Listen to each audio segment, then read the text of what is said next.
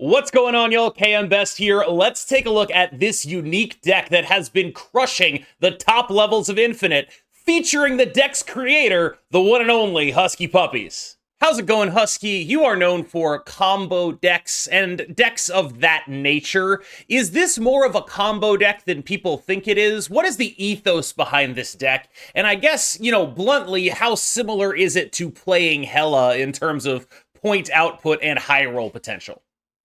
This is the Gambler's deck. Also, hello. Lovely to be here again. Thank you so much for having me.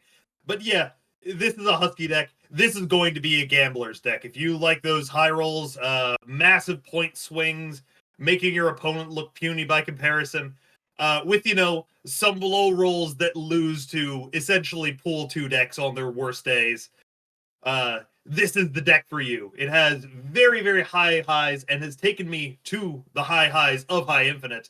I ended rank 6 with this last season and have been doing shockingly well this season as well. And this is a lot of fun. This has a lot of weird lines, but fair warning, this is a gambling deck. Yeah, I mean, there's a couple of very classic Gamblers cards in here. Blink and Jubilee are pretty gamble related. But it's more than just that. It's a Gamblers deck that requires you to know your percentages at all times. Do you think you could give us an example of one of those percentage plays that you're going to have to make if you want to play this deck to the highest level of its capacity? Sometimes you need to play around not drawing a specific card or drawing specific cards. There are just times when it's, all right, the only way I'm winning this game is if I can blink out the Infinite. In order for me to blink out the Infinite, I can't draw the Infinite. And sometimes, you just lose that 1 out of 4 by drawing it, and you win the 3 out of 4, and you win the game.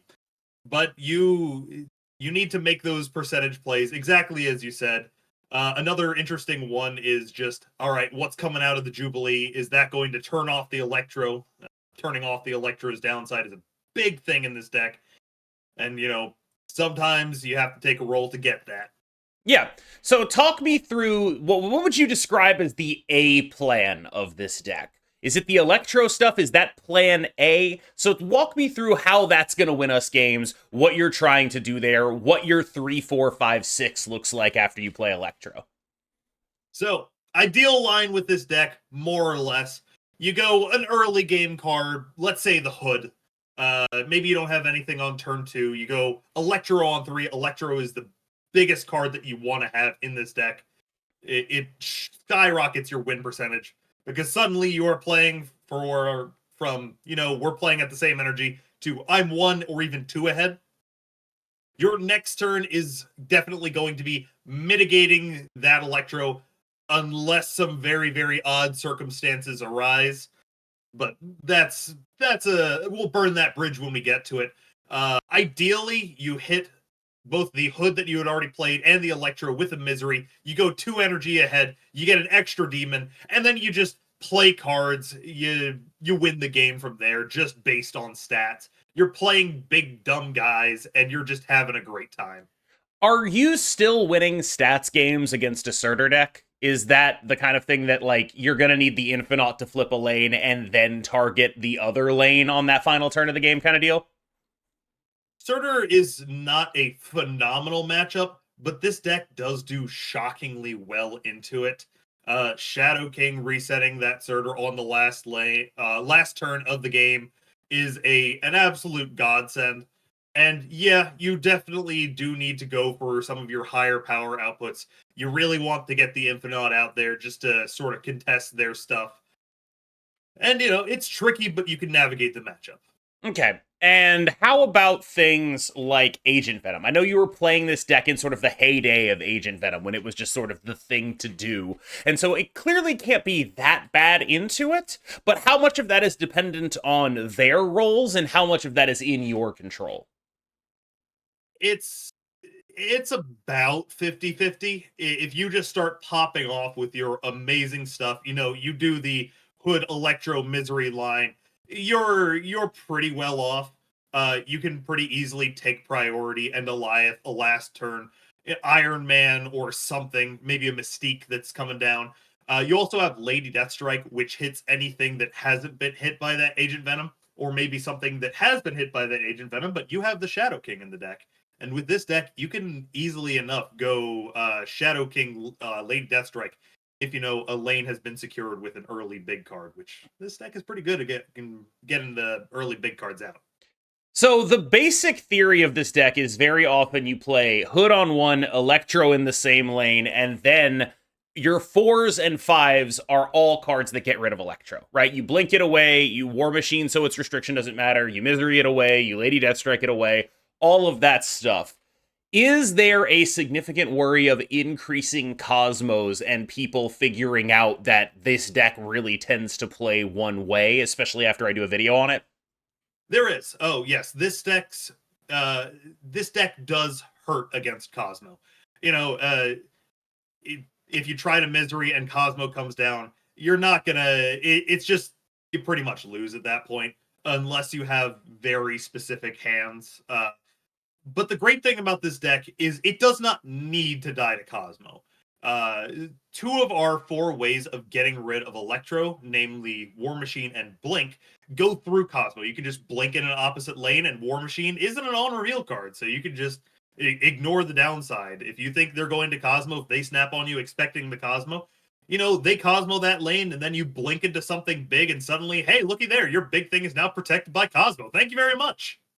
It does play like that some of the time, and it is a remarkable piece of deck building engineering, I'd say.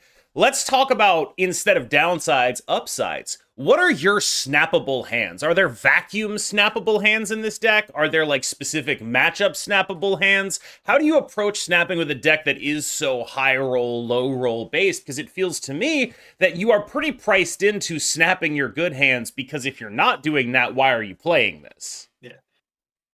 You can snap surprisingly late with this deck, mostly because of Lady Deathstrike, but we'll get into that later.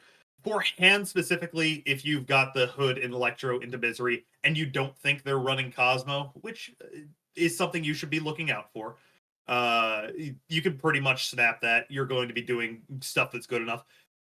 Something that's interesting with this deck is you don't always snap your hands. You sometimes snap what's left in your deck as well, because you really want your big stuff to be left in your deck, because Blink and Jubilee getting stuff back in from your deck is absolutely phenomenal. It's one of your main win conditions.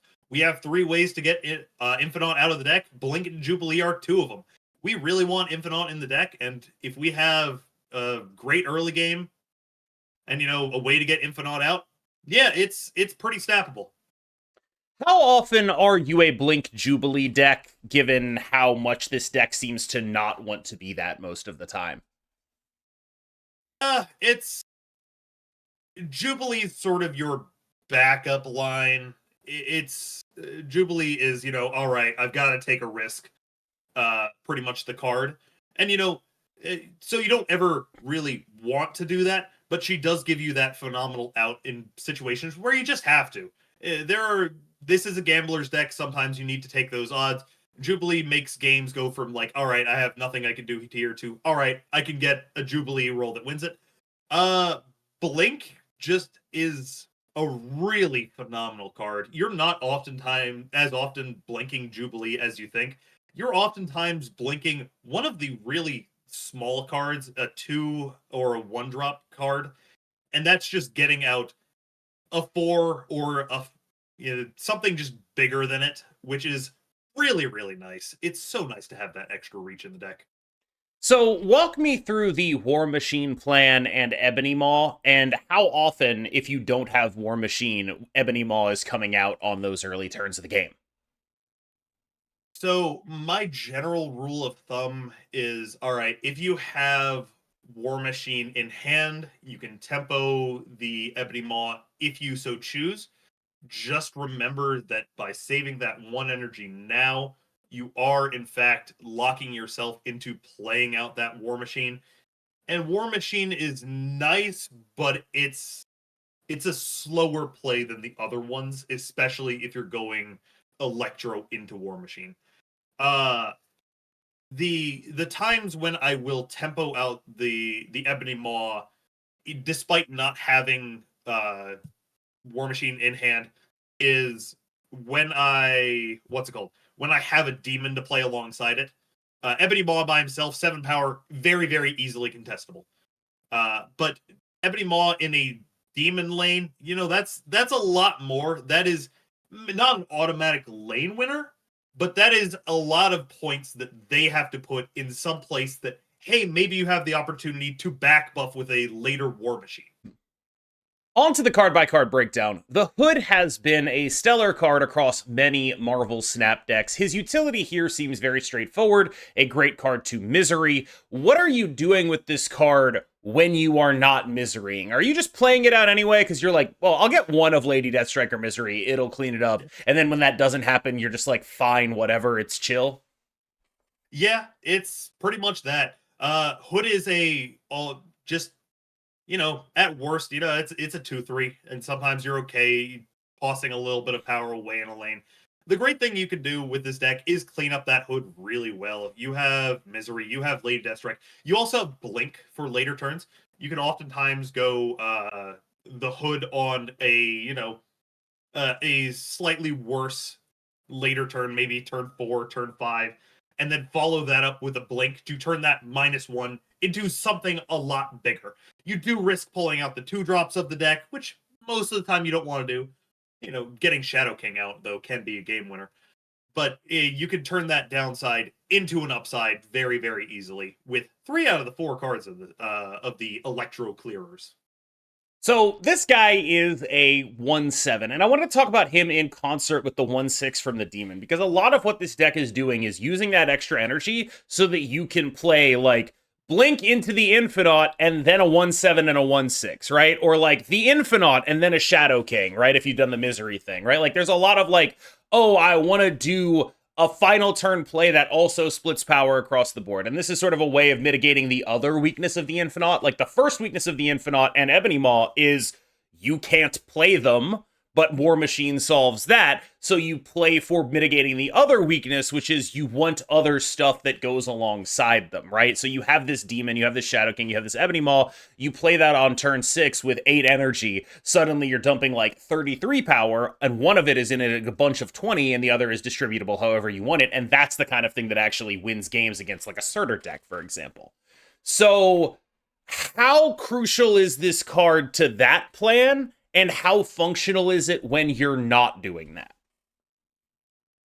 This card is really, really nice to have. It doesn't feel completely necessary, but if you can't get a good Blink out, sort of Ebony Maw fills up that power gap that was left by not getting a great Blink. He's just putting a lot more stats final turn or even early that you just wouldn't get otherwise. It's just really, really nice to have. He's. Oh, sorry. I was just going to make a totally non-gameplay related observation. I just noticed this guy kind of has my haircut. Like, it's like short on the sides and long on the top, and it's kind of pissing me off. Like, I never saw more of the Widow's Peak. Yeah, but like it's still like it's short here and it's long here. Like, you can tell that the hair in the middle is longer. No, yeah, that is. Yeah. He does have a Widow's Peak, but also he's definitely got this haircut. And that's pissing me off, so we're going to move on to the next card. Sounds good. Kate Bishop feels like the card in this deck that is the absolute most surplus to requirements. She feels like she's just in here because it's like, we have a 2/3, she's fine. What is she actually doing here? Can you give me some use cases where she's like better than Jeff, for example? So Kate Bishop does something really, really nice. She is a curve filler card. This deck is a little bit lacking in early game. And suddenly, if you draw her on 2, you now have, instead of just a 2-drop, you have a 2-drop and something to do on 3. And, if you're missing an energy, maybe you don't draw that Ebony Maw, you can do other things with those extra arrows. Those arrows can be also very, very scammy, especially Grapple Arrow getting into locations you're not supposed to. Acid Arrow is really, really nice. Just filling up. It's bonkers. And the other arrows, they're fine. They're also really, really good Blink targets, especially late. Kate Bishop is nice. If you were to sub in a card, you could maybe go Psylocke. but Kate Bishop feels better than anything else both myself and other people trying this deck have tried. Just curve filling plus blink. There's also something really, really fascinating you can do that is you can stuff your own draw. That's Right. generally a bad thing. Fill up your too. hand to keep something in the deck. Yeah. Yep. No, this fair warning yeah. though, you might run into the Kate Bishop bug if you do that. If you have too many cards in hand, she might end up just like lagging the game out. That will happen. I do get that a decent amount of the time. I think that is the worst part about this deck. But every time that happens, I just turn to my Twitch site. All right, guys, how's everyone's day going? I get to interact with you guys. Unfortunately, we actually have people in this audience who aren't streamers, as hard as that may be to believe. They should become streamers. Shadow King is just sort of a definitionally great card right now. There's no reason for it to have the third point of power. It's already probably the best tech card in the game. We're playing it for basically those reasons, yes? Like, there's nothing, like, actually special about what this card is doing other than sometimes we can play it alongside the Infinite. There are two of my favorite lines in this deck are if you get the 2 extra energy, you can go Shadow King into Infinite, which is a play that I don't think really people are playing around ever, because why would you? Yeah. Nobody has experience. So like, oh yeah, let's see, what am I playing around? Yeah, Shadow King Infinite, that sounds about right. The other really great thing you can do with this is just go Shadow King to lower down the power, and then blink it out. Blink, supports that lane that it's in, and then Shadow King spreads it down and then builds it back up with, something probably a lot better. It's most of the time it's going to be a 4-drop or higher value.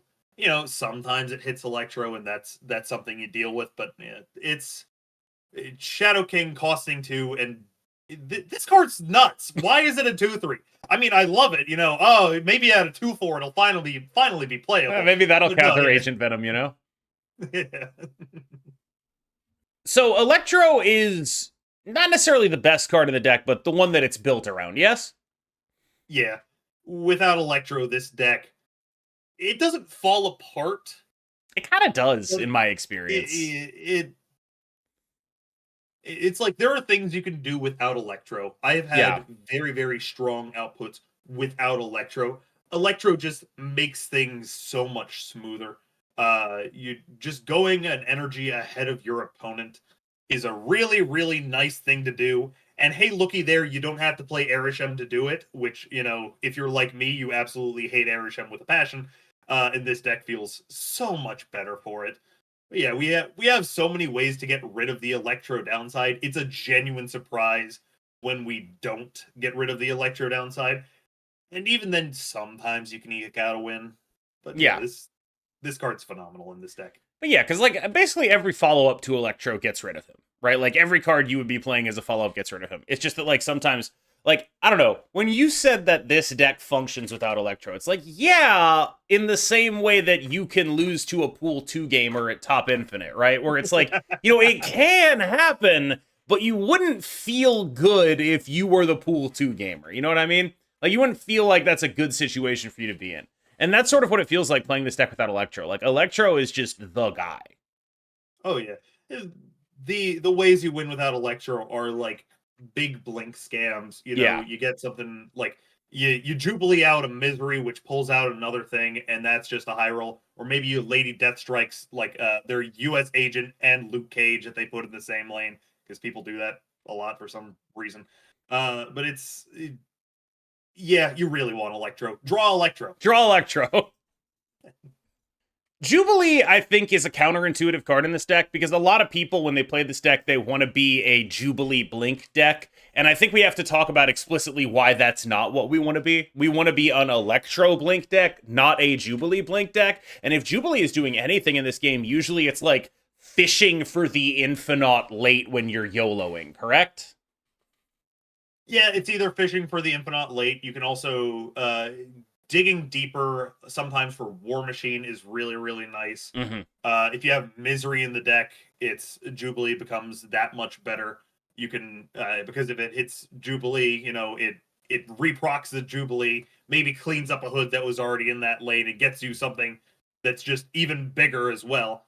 But yeah, there are things you want to be doing other than Jubilee.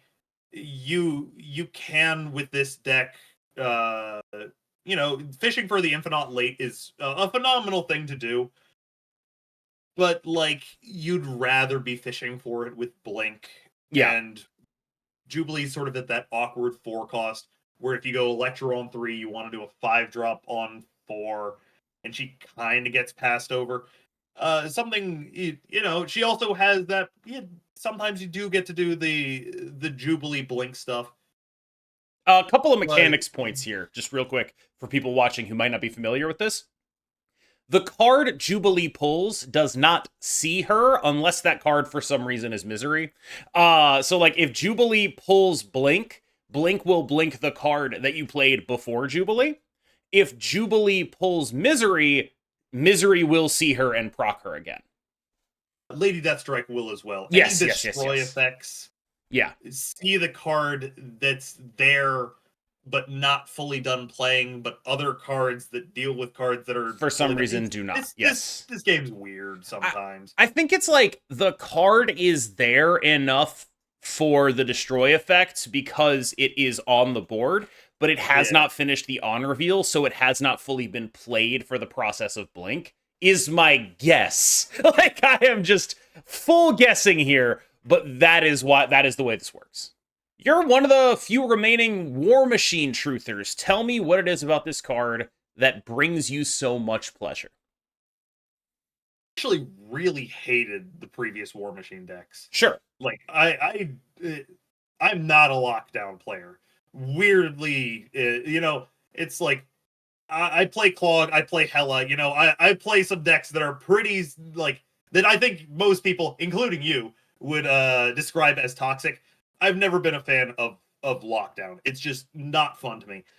This deck, however, is using War Machine in I think the way it's sort of intended. Getting the Ebony Maw and the Infinite down. It's also really, really nice for locations to suddenly go from, all right, they're hindering me to they're only hindering my opponent, and it lets you play around that in a really, really nice way. You can have auto win locations because Kiln, both players can only play here till turn 4 versus only you can play here till turn 4 is a lot better for you. It's really, really nice.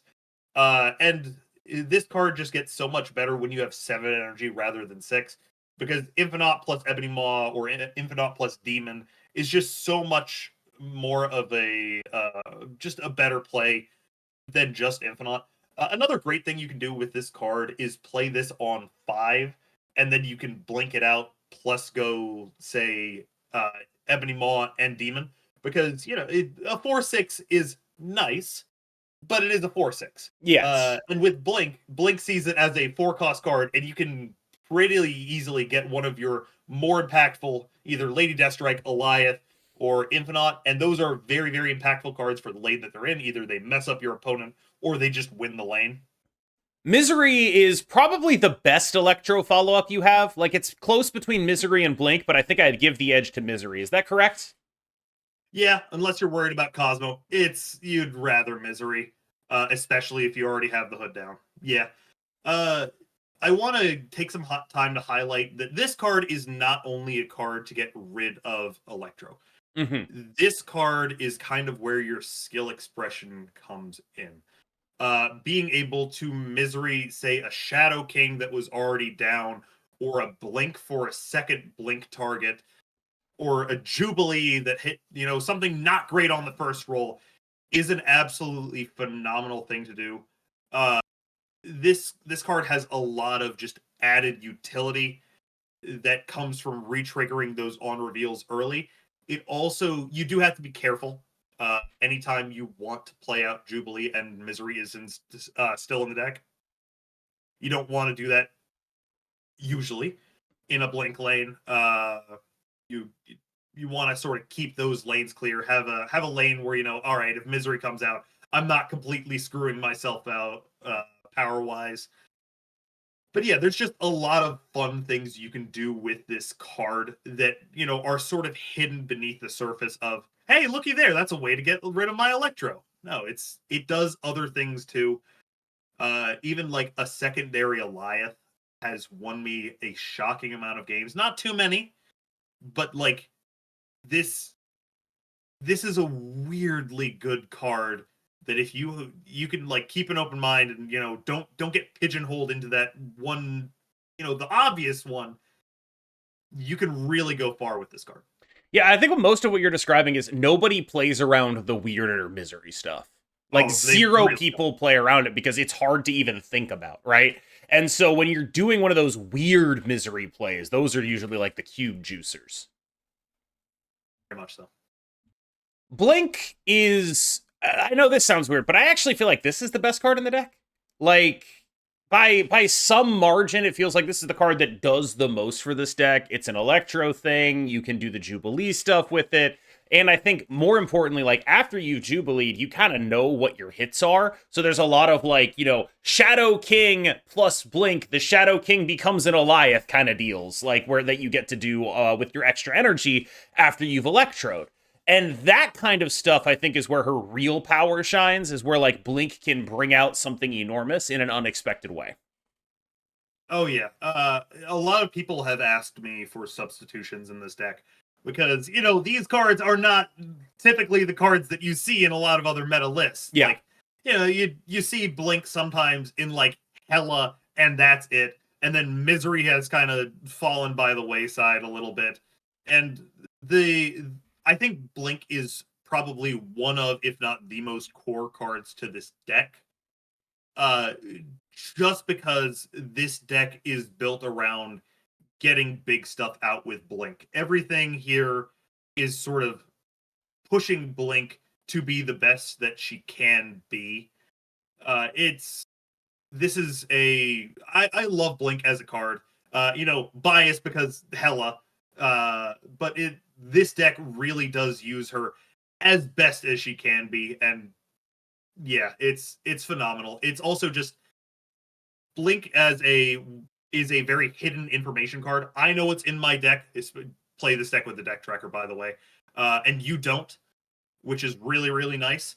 And also, you can fill a lane early and then blink a card out of it to give them a false sense of security. And then, hey, suddenly I've gone from about, 10 power in that lane, which is pretty beatable, to about, 25, which is a lot less beatable. Follow up. Does she also have my haircut? Honestly, I think more so than Ebony Maw. Jesus Christ. Like, no, yeah, this is alternate universe KM best. Yep, I see it. Like Ebony Maw is a little bit too much, like too skinny. But like, that's you. I've been feminized. You've been blinkified. Yeah, I in another universe, I am a purple woman. Finally, a character who does not have my haircut, Lady Deathstrike. This seems like the, I guess I'd say, tertiary or quaternary option among your 4s and 5s, where it's like, she's good, and you can usually get good things to happen with her, but you're kind of really wanting to play the other ones most of the time. And she's mostly here because she plays both offense and defense. Like, she's like a glue guy kind of deal, where it's like, this is the soccer analogy, like the central defensive midfielder type. Not really ever going to win a bunch of awards. Weird to say that after the Ballon d'Or, but whatever. The like, utility man of the deck, basically. Yeah, I haven't watched Blue Don't Lock, so I don't even bother. Like, I know you don't understand the sports reference here. I know. I have no idea. That was for me. That was for me. Yeah. It was for me. Quick thing. I am actually a tennis teacher, so I do know some sports ball references. Sure. But soccer is not one of them. But what's it called? Yeah, Lady Deathstrike is sort of, you don't really want to do it to clear out the Electro. It's not great. But what Lady Deathstrike really does well is, she can play offense. And she is a late cube juicer card. Shredding out a Dracula that people are, most oftentimes pretty confident in. I've killed a lot of Morbius, a lot of Iron Man. Because, you know, even if people just don't play around Lady Deathstrike, and when they do, oftentimes they don't play around it on turn 4. And sometimes, you know, you want to actually leave the Electro up for an extra turn just because Lady Deathstrike is getting so much value that they might protect later. You can kill Aranyas as well, Madam Webs. Just a lot of things to make their day a little bit worse. You know, you have to do that if you have another way to get rid of the Electro, namely Misery or War Machine. But you can do it. This card is kind of your ability to boomer snap in a card. It kills a lot of their things that they don't expect to be killed, as well as by the very nature of it being a 5-drop and Blink pulling out higher cost cards, you can guarantee a 6-drop card if you played Lady Deathstrike last. And it's really nice. It does not get value every game, but in the games that it does get value, the value that it does get is enormous. Is this the most low-key Elith deck of all time? It almost feels like it doesn't come up very much, which is weird for a card that everyone hates more than anything else. Yeah, this Elith is honestly kind of cuttable. It's like, look at that face. Would you cut that face? You can't cut that face. Come on. I would cut that. Like, I'd do it. I'd do it. I'd do it in a heartbeat. I'd fucking do it. No, it's like Elith is nice. Elith is your kind of way to deal with bullshit that is not, you know, Lady Deathstrikeable or Shadow Kingable. Which, you know, it saves you a lot of cubes. But honestly, I think you can actually change out Elith for big 6-drop of your choosing. You know, if you want to go Magneto, turn 5 Magneto is really, really nice. Clog them up, you know, get a defined breakpoint for you to win a lane. I've even thought about Giganto just because that's big, but I don't think you should do that. But maybe you can if you don't have Elith. Let me know how that goes. But yeah, it's being immune to some of the, you know, all right, I'm going to drop Prio and, you know, do my bullshit is really, really nice, especially against, like, Bounce or, you know, people trying to mystique their Iron Man or other BS like that. This guy's really big. Is there anything else we need to talk about here? He's really big. Yep. Yeah. All right, y'all. Thank you so much for making it through that video. As always, you can find Husky Puppies on Twitch at twitch.tv/HuskyPuppies35. You can find him on Twitter at He's Not On Twitter, so you can't actually do that. And you can find him on YouTube at He's Not On YouTube, so you can't do that either. All right. Thank you so much to Husky Puppies, my guest, my friend, and to you for making it through this video. I've been KM Best. He has been Husky Puppies, and we will not see you in the next one, but I will.